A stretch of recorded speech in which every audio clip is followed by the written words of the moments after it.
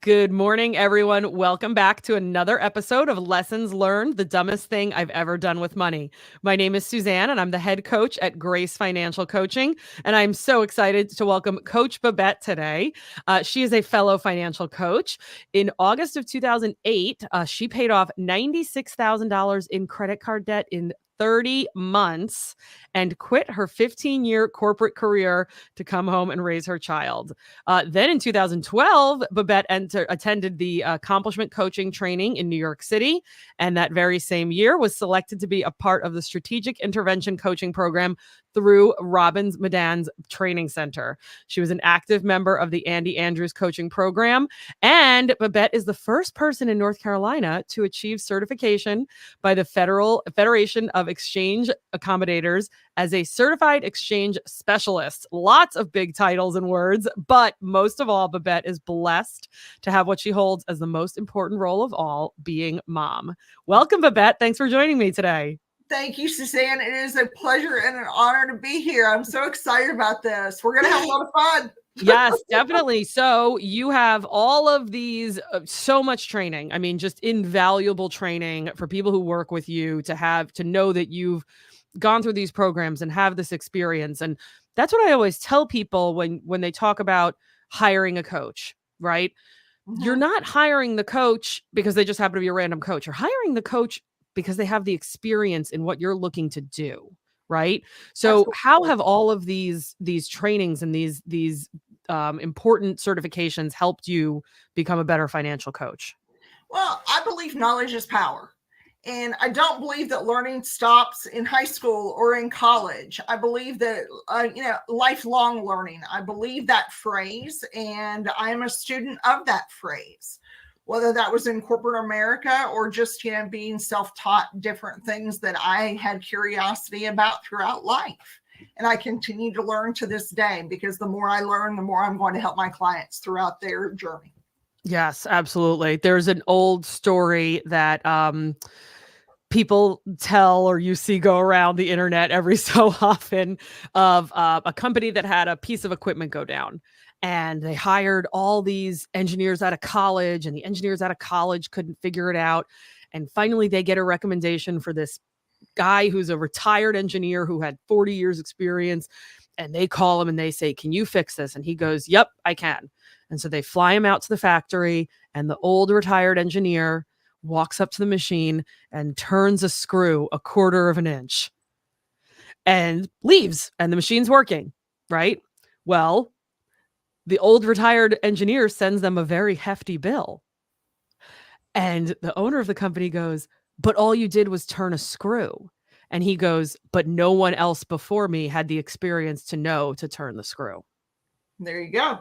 And absolutely. That is what all of the amazing things that you've done makes me think of, is that when we work with a coach, right? A business coach, a life coach, a financial coach, a relationship coach, some people say, "I'm not really impressed by certifications," but it takes time and effort to get those certifications and to learn all of those things and to go through those processes. And when you hire a coach, you're really hiring the person for all of that time and experience that they have in the industry that they're in. Absolutely. Yes, you are. Yeah. What was your favorite program that you've gone through? Well, the Ramsey program, the master training for Dave Ramsey's program, that was something that I desired to do for many, many years, and kind of put that on the back burner, and didn't do that for quite some time, and finally finished that. So I think that was the most fun, because it was the one that I had a desire to do that I just never finished. So and you had an emotional attachment to the principles, obviously. Exactly. How did we find ourselves in all of that debt, $96,000 in credit card debt? Oh my goodness. That could be a whole entire show or two. But a very, very short version of that is, I didn't come from money, and I started making a lot of money in corporate America, and got married. And so whenever you put two people together, if you don't have the same money principles, sometimes a spender and a saver get together. But even if one is a saver and the other one's a spender, sometimes whenever you can't beat them, you kind of join them. And I kind of felt myself joining. I'm not going to say that I didn't enjoy spending from time to time too, but whenever we went through the course financial piece at our church, sure enough, I was the saver. I knew that. I was the nerd through and through. And, unfortunately, I joined in for a while and I thought everything would be okay, even though, there were these alarms going off in my head going, don't do it, danger ahead. And then I got fed up with everything that was going on. And I just said, the insanity has to stop. Yeah. And especially whenever we were pregnant with our child. And I said, I'm not going to do this. I'm not going to, work as crazily as I work. I loved my corporate career. I still love it. I still have my toe dipping in it from time to time because of how knowledgeable I was and, the reputation that I left behind full time in that. But I was working, 60 hours a week because it took a lot of time to do what I did. And I didn't want to do that as a mom. I kind of laid down the law and said enough is enough, stop the insanity, and put together a plan and, got it all paid off. I'll never forget waking up at 4 a.m. and hitting the button on the American Express was the very last credit card that was paid off. I burst into tears. I wrote my resignation letter and I walked into the office and resigned. True story, August of 2008.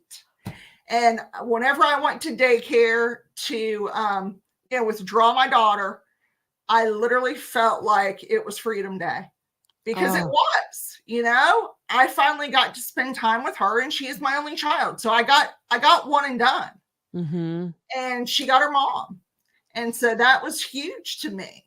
And then 4 years later in 2012, October of 2012, I launched my firm, my coaching firm. And now I'm, not only from my certifications am I able to help people, but also from my life experience. Yeah. I can't tell you how many people have said, oh, okay, yeah, you do have a lot of certifications and you do have knowledge. And I continue to get those so that my knowledge stays current. And, because again, I'm a lifelong learner. But whenever they hear why I did what I did and that I understand the pain and the agony, I still remember one of the moms saying, why do you leave here every day with tears in your eyes? Well, because it wasn't my plan and I made way too much money. And I was way too old and had worked too many years to have a child in daycare. It didn't make mathematical sense. It was ridiculous. It was stupid. The numbers don't lie. It was just wrong financial living.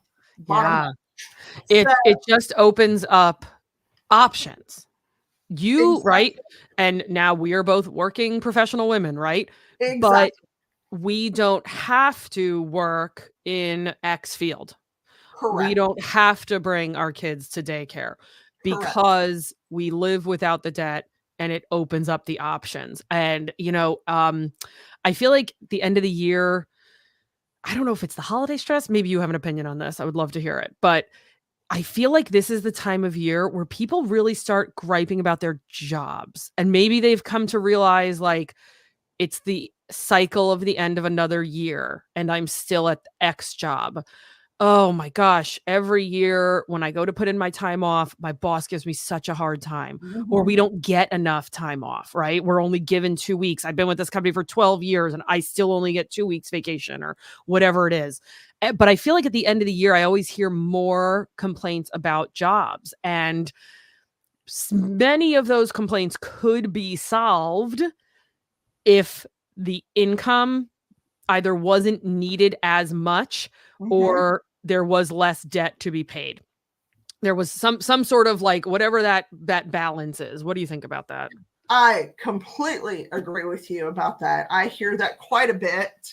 And, because like you said, we do our own thing. We have our own professional businesses And that's something that I cherish, is we work around, our schedules and make our own schedules. But a lot of people do, they get frustrated with it, or I'm here again. I only get this time off. I only have a half a day off Christmas Eve. And yeah, it is frustrating.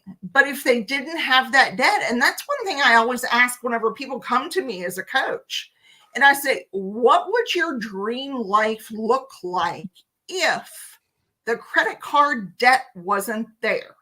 Yeah. And, I have them really pause and think through that, because they're seeing me in living color, realizing that, wow, she's lived like that, not just a year, not just 2 years. I mean, we're going on 11 years. Well, past 11 years now. This is November. I think I'm still stuck in September for some reason. and this week's Thanksgiving, so I got to get with it. But yeah, I mean, 11 years. So it's freedom. It truly is freedom. Yeah. What does any regrets not living with the credit cards? Anything you miss? I'm not going to say not that I miss it, but I still see friends that swipe and take off to parts unknown internationally. Okay. So is there still that every once in a while, that little bit of, well, I have a teenager and she has a lot of friends that, they're traveling here, there, and everywhere. So every once in a while I go, but then I come back to reality and I sit my child down and I say, honey, I'm going to make a bet that was more than likely put on a credit card. Yeah. Now, we could have 3 or 4 days or even 7 days in this country, or you could have me every day whenever you come home at 3:30. Yeah. Yeah. I mean, so no, I'm not going to say every once in a while there's a twinge of humanality, Americana, if you will. Yeah. But no, there isn't. No. Yeah. I never was a points person. No. Like, the people who are like, oh, I fly for free. It takes a lot of energy and effort to pay attention to those programs. I have one friend in particular who like swears by it, but it literally has to be like a part-time hobby or like a part-time job almost for him to pay attention to it. And I just can't be bothered, right? Exactly. I would much rather be making my own money, putting it towards a trip, and then not having to pay off the credit card when I got home, whatever, instead of everything being on the credit card. And when you budget and you're swiping the Amex and you're trying to track what you spent money on, isn't it a little harder to track when every transaction says American Express, American Express, American Express? So true. And you're like, oh my gosh, I just American Expressed myself over budget this week. Exactly. Yeah. Exactly. It is so nice to see a budget and know exactly where everything was. Yes, and that's it. That's all there is. Yeah. So yeah. It's because you spent it, right? Whether it was on the MX and then you had to take the extra step and pay the MX off, you've spent it. Exactly. So, well, I know that your $96,000 in credit card debt is not the answer to this question. So the reason I created this show is to help people realize we all make financial mistakes and can learn from the experience of others like myself and Babette. So Babette, what is the dumbest thing you've ever done with money? The dumbest thing I ever did with money was part of trying to pay off that $96,000 worth of debt. So let's stair step this. Okay. We had an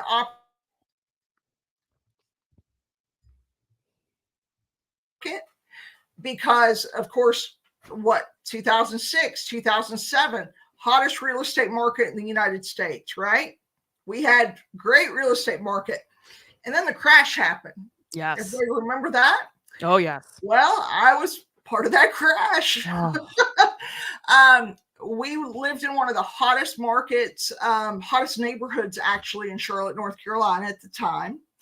And whenever I was still in corporate America, I went out and I did speaking engagements for real estate investors. And I met this couple that I thought were delightful. And unfortunately, I didn't read them correctly. Mm.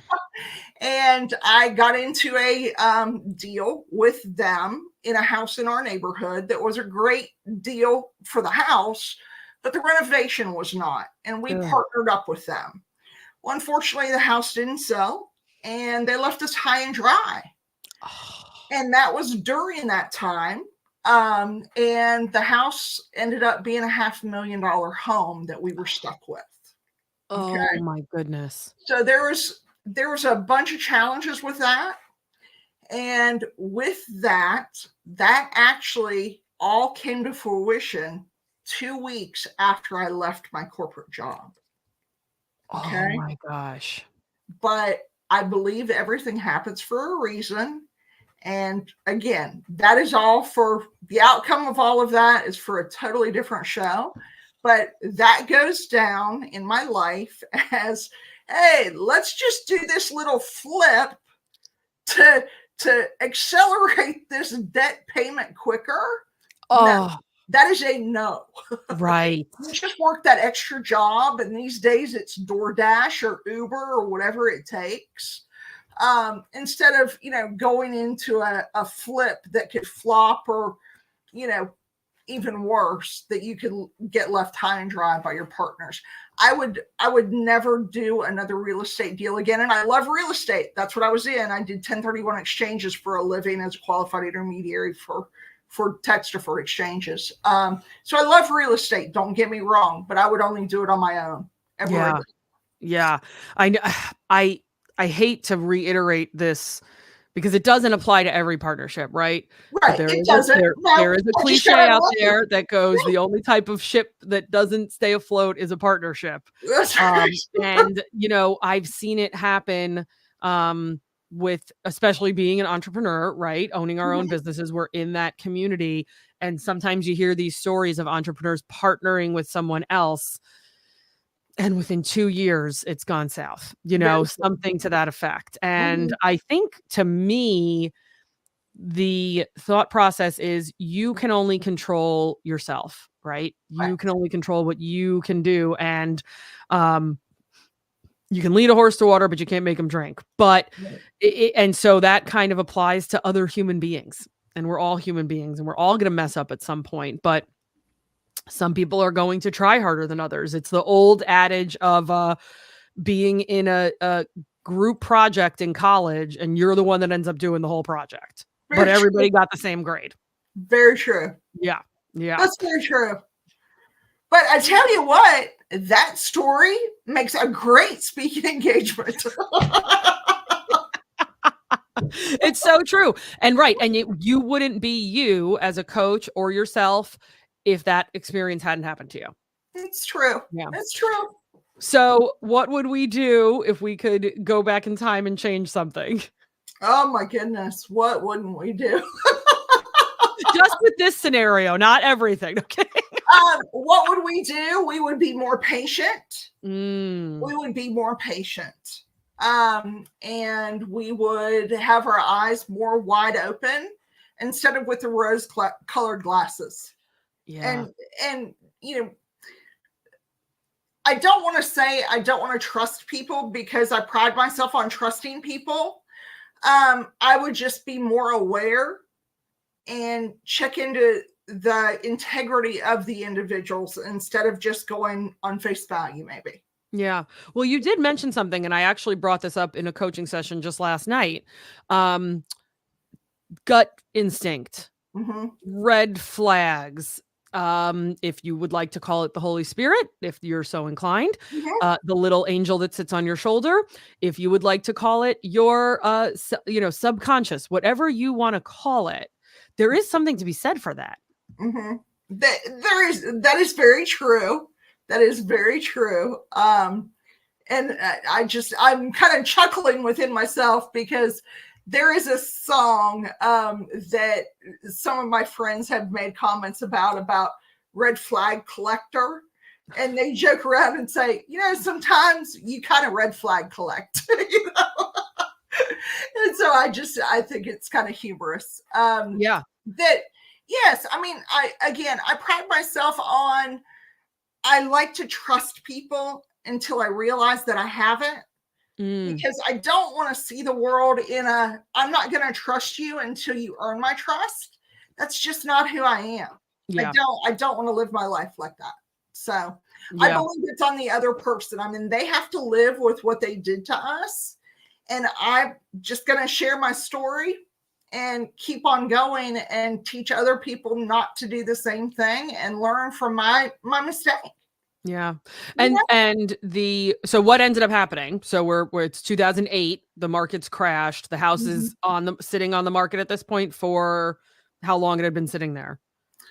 Well, whenever we took it over, I want to say it was probably 90 to 120 days. Okay. And we had the right to either let it go or absorb it completely by ourselves. Oof. And that was a hard pill to swallow whenever you just went from two incomes. I mean, I just let go of a 6-figure income. And to come home and live on a one household income, just paid off all of our debt. We had a paid for home at the time. Oh, wonderful. Okay. Oh, we did. I mean, everything was paid off. Wow. Everything. Okay. And I had just almost turned 40 years old. We were completely debt free. And then that happened to us. So, it just kind of is what it is. Yeah. Yeah.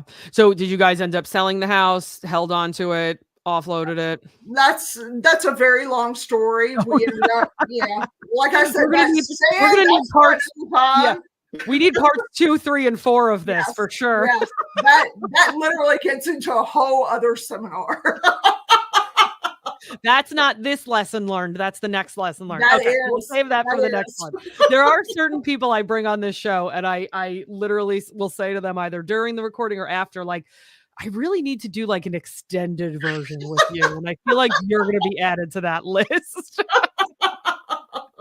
Or I like the people who contact me and go, I have 5 different things I want to talk about. Oh my goodness. And I'm like, well, we only have time for one, but I do appreciate your honesty and the fact that we're still owning up to our mistakes. And that's really why I started doing this, is because I remembered at the time, like, wanting to interview different people, specifically people in our world, financial coaches, investment professionals, real estate agents, insurance people, because a lot of times we are looked at as the expert, and people should hire us because we've never done anything wrong. It's actually the complete opposite. Because we did do something wrong. We screwed up. Hopefully we fixed it to the best of our ability, right? We've moved on from it. We learned from it. And what can that story teach other people? I can throw this little tidbit, if I may, out. With that, I can kind of leave you dangling on this. That story has provided me with a program that is coming out on December the 13th. That decision and leading up to today's events has had me create a program for engaged, newlywed, and married couples. Wow. All around me. So that's where I'll leave that. I love it. Well, we will update these show notes to include that link when that comes out for sure. So if you're listening to this after that date, you can check out the show notes below for that, for Babette's. We'll put your website on there for sure. Thank you. Way that they can reach you specifically about that program. It's so important. Getting started on the right foot. It's life-changing. It is. Absolutely. And awesome. It's not hard. It's all about discipline. Yeah, exactly. Babette, thank you so much for being with me today. I greatly appreciate it. Again, all of Babette's contact information is in the show notes. Make sure you follow her on Facebook and Instagram, and join us next time for another episode of Lessons Learned, the dumbest thing I've ever done with money. Thanks again. Thank you.